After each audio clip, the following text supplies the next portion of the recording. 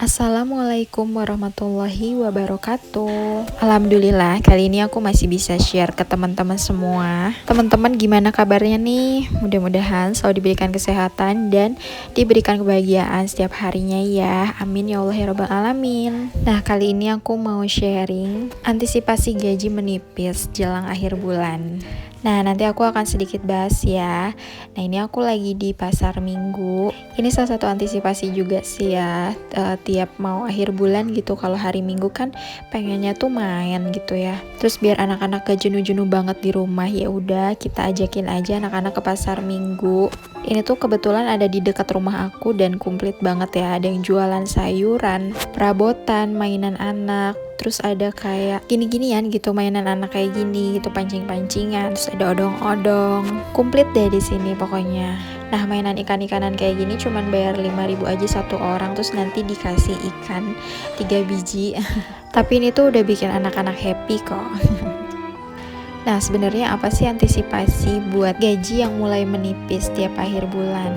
Sebenarnya aku juga sama ya, tiap akhir bulan gitu menuju ke akhir bulan selalu ngecek dulu budget tinggal berapa lagi nih sampai akhir bulan gitu. Terus biasanya cek pengeluaran.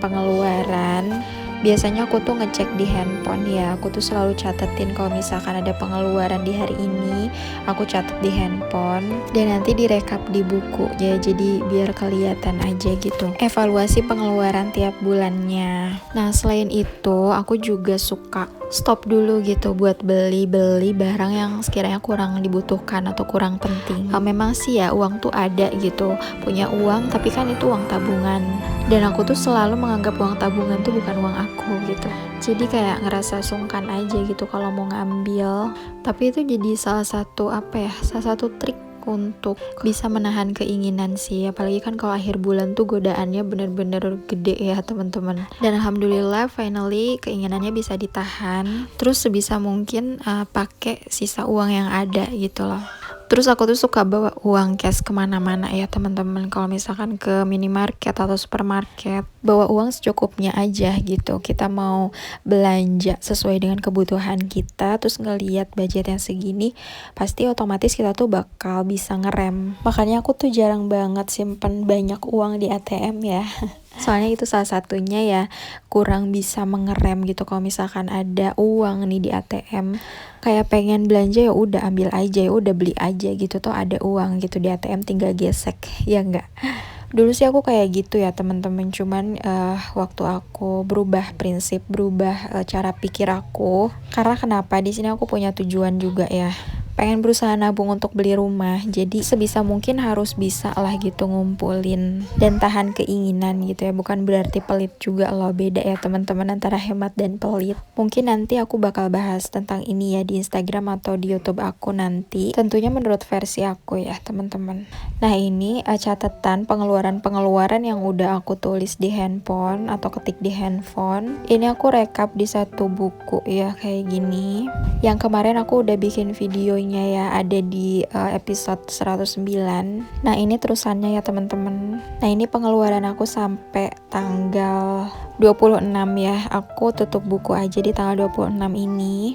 Nah, untuk sampai ke gajian lagi, kebetulan suami aku tuh gajiannya di akhir bulan antara tanggal 30 atau 31. Nah, ini kan ada 4 hari lagi ya menuju gajian. Tapi sebelumnya aku udah cek dulu persediaan makanan dan kayak beras, minyak yang kayak gitu tuh masih ada. Jadi pasti bakalan cukup sampai gajian gitu. Nah, kecuali untuk jajan-jajan mungkin aku stop dulu gitu, karena kan di rumah juga masih ada cemilan untuk anak-anak. Jadi untuk jajan yang lain-lain di rumah aku stop karena kan budgetnya udah pas gitu ya, udah cukup. Nah, ini maaf banget ya teman-teman ngeblur. Nanti aku bakal cantumin apa aja yang aku tulis tadi biar lebih kelihatan. Nah, ini aku hitung semuanya pengeluaran jajan-jajan di rumah. Oh ya, aku tuh alhamdulillah ya teman-teman, mau sedikit cerita juga.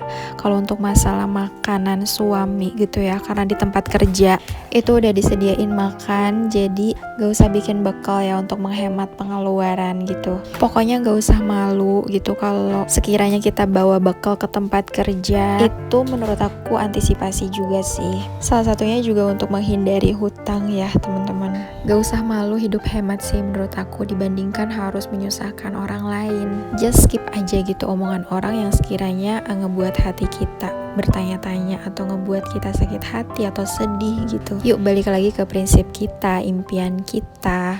Terus selalu libatkan Allah ya teman-teman. Jadi kita berniat untuk hemat ini kan yang tahu tuh diri kita sendiri sama Allah yang tahu gitu. Toh kalau ada omongan orang yang enggak, doain aja yang baik-baik ya, supaya kita juga dapat doa yang baik tersebut. Nah terus ini aku bikin budget review. Seperti biasa setiap bulan aku selalu review pengeluaran sama budget-budget yang udah aku tulis. Realitinya kayak gimana gitu, apakah over atau ada sisa. Nah biasanya kalau over budget aku tuh suka tulis keterangan ngambil kurangnya dari mana ya, dari uang tabungan atau dari uang sinking fund. Nah terus biasanya aku ganti itu di bulan berikutnya. Jadi kalau kayak gitu tuh ada pelajaran juga buat kita gitu. Jadi kalau bulan ini kita over gitu, usahakan bulan depan kita tuh harus lebih bisa meminimalisir pengeluaran ya teman-teman. Jadi cambuk juga gak sih buat kita gitu, biar recovery terus setiap bulannya. Nah ini aku lihat budget yang kemarin di budgeting aku di bulan November.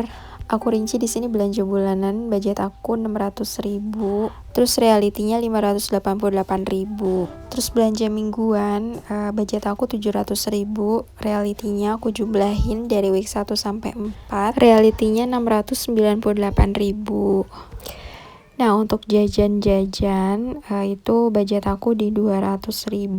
Sekali lagi aku mau jelasin ke teman-teman kalau budget jajan di sini ini tuh budget jajan aku di rumah aja ya teman-teman.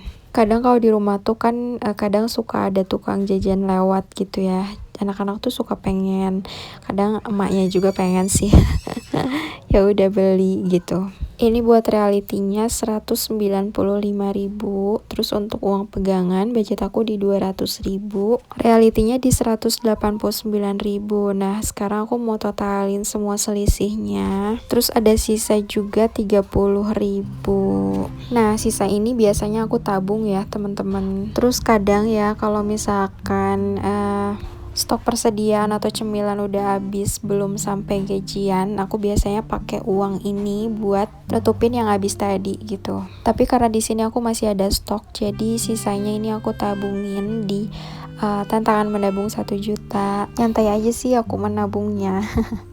Jadi kalau ada sisa nih aku tabungin juga di sini. Lumayan kan ntar dibuka gitu bisa beli blender. Soalnya blender aku rusak yang kemarin. Atau buat apa kek gitu, buat perawatan, buat luluran ya kan. Bener sih kalau aku mah masih mikir-mikir gitu ya, kalau buat luluran atau merawat diri gitu kayaknya di nomor sekian kan gitu selama masih ada di rumah. Kayak misalkan scrub yang biasa aku beli itu juga cukup buat relaksasi di rumah sih ya. Tapi kadang suami aku juga suka tawarin gitu, terlepas dari itu dia suka tawarin mau nyalon gak atau mau ini itu gak. Aku bilang aku pengen sih sebenarnya, cuman aku juga masih sangat bisa gitu buat luluran di rumah atau relaksasi di rumah gitu. Ya intinya bersyukur aja ya dengan keadaan saat ini gitu. Mau berapapun penghasilan kita, ya sesuaikan aja gitu antara penghasilan dan keinginan kita. Ya kalau ada uang dan budgetnya itu silahkan ya. Aku di sini nggak ngelarang siapapun untuk itu gitu. Nah tadi aku tulis ya keterangannya, sisanya aku tabungin. Nah ini juga aku mau cerita ke temen-temen. Aku pernah bikin video nih di atas, tinggal klik aja. Sinking fund yang aku bikin ini uangnya tuh semuanya kepake untuk keperluan yang lebih urgent ya, karena kemarin alat tulis aku tuh pada hilang, jadi aku butuh banget stationery. Akhirnya aku prioritaskan dulu ke untuk beli stationery itu. Terus sisanya aku beli logam mulia ini ya, Antam. Kayaknya di binder kecil ini aku mau jadiin buat sinking funds gold gitu, khusus buat logam mulia, karena menurut aku sejauh ini investasi yang bagus sebagus itu dan aman buat ibu rumah tangga ya, investasi logam mulia ya teman-teman. Terus ada juga yang nanya belinya di mana sih yang aman atau terpercaya. Kalau aku ini waktu itu beli di Saudara ya teman-teman. Kayaknya sekarang banyak banget deh kayak reseller atau distributor yang insya Allah bisa dipercaya gitu ya. Ya itu dia video aku kali ini, mudah-mudahan bermanfaat buat teman-teman semua. Jangan lupa di like, comment, subscribe. See you in 102 episode. Wassalamualaikum warahmatullahi wabarakatuh.